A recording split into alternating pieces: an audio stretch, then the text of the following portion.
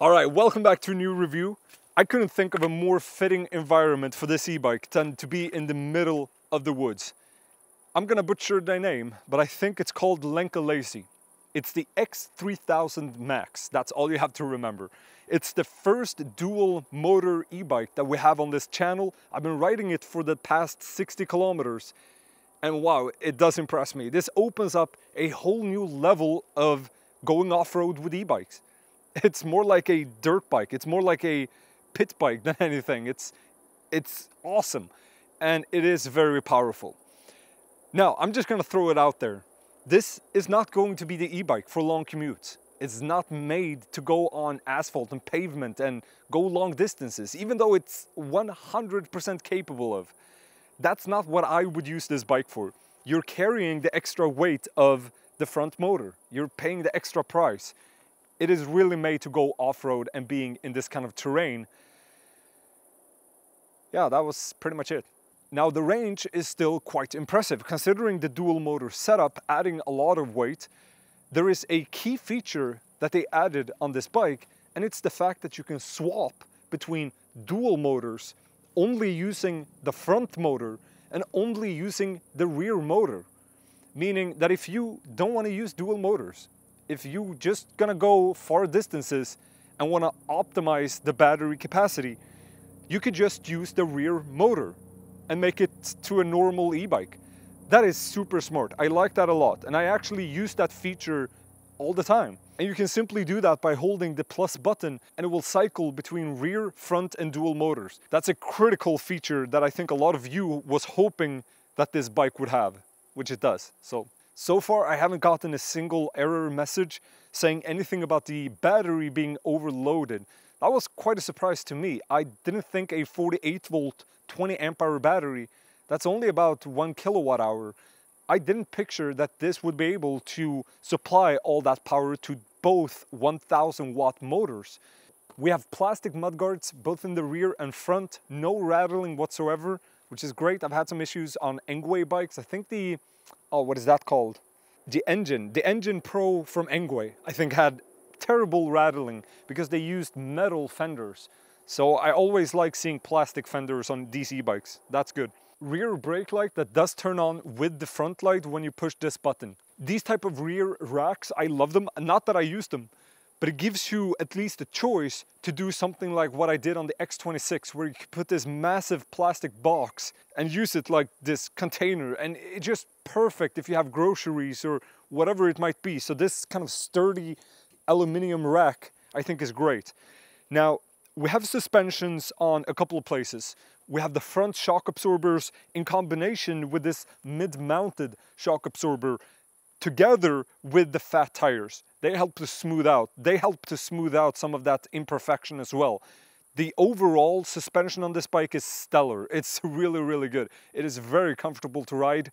It just knocks down all the imperfections on the road and just makes it very, very smooth. So that I was very impressed with. It's equipped with what might be a standard at this point. It's the Shimano 7-speed gear, and it falls into the same trap as 99% of all the e-bikes I've tested. Jesus, I must have tested many. I don't get how you can manufacture a bike like this and put a 7-speed Shimano on it. If you've tested it, you know for a fact that going 35 kilometers an hour or above, you're just ghost pedaling. It's not doing anything. So I really like what they did on the X26 from Engwe. I think it was on that bike, they put a 8th gear on it. So you could actually go 40 kilometers an hour quite comfortably. On this bike, it's terrible. It's 7-speed, it's not enough. You can't go any higher than 35 kilometers an hour and actually help with the pedaling. You can use the motors to go that fast, but as soon as you start pedaling, it's gonna be like this. It's gonna be super quick, very uncomfortable.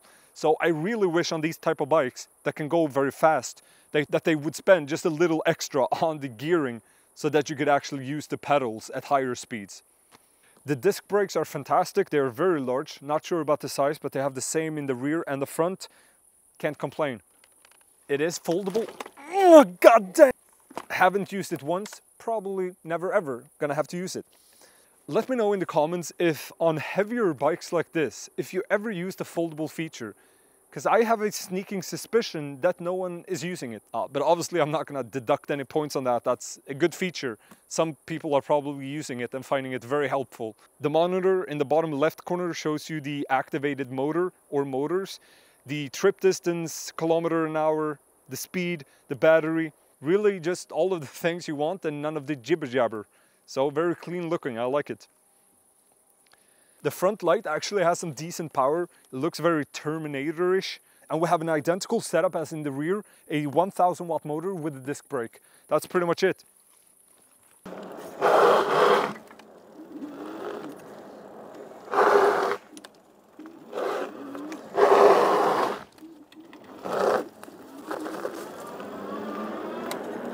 That's just part of this bike being so much fun.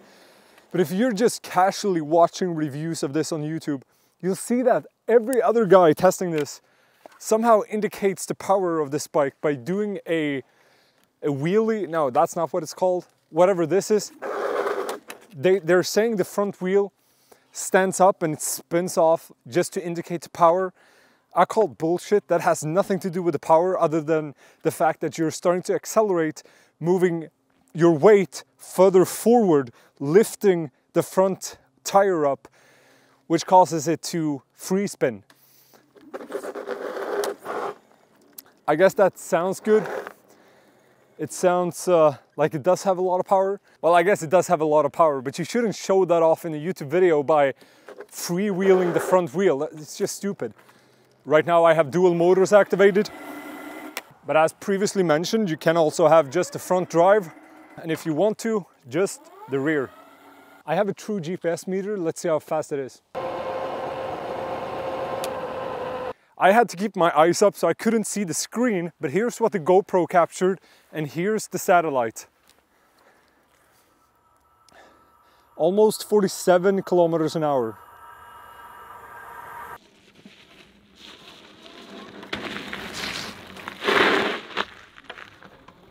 Here we go.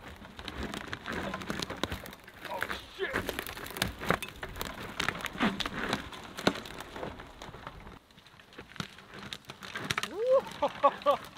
No way! There is no way!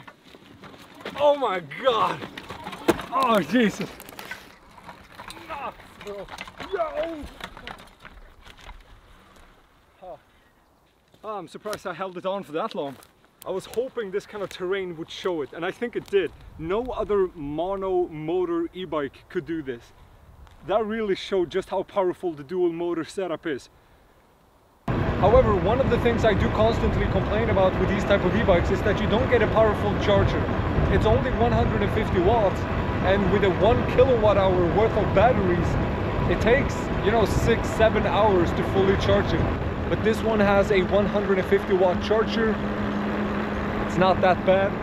There are slower bikes, but I wish it could be a little faster. I haven't checked it this week, but I believe the price was right around 2,200 euros, which I think is a pretty good deal. This offers something completely different from all other e-bikes, and just the fact that you're getting a dual motor setup with an interface that allows you to choose between 1 and 2 motors, I think is great.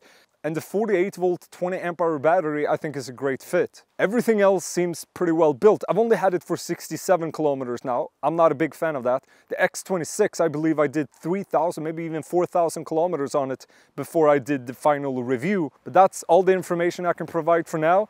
Have an awesome day. Bye. Thank you for watching.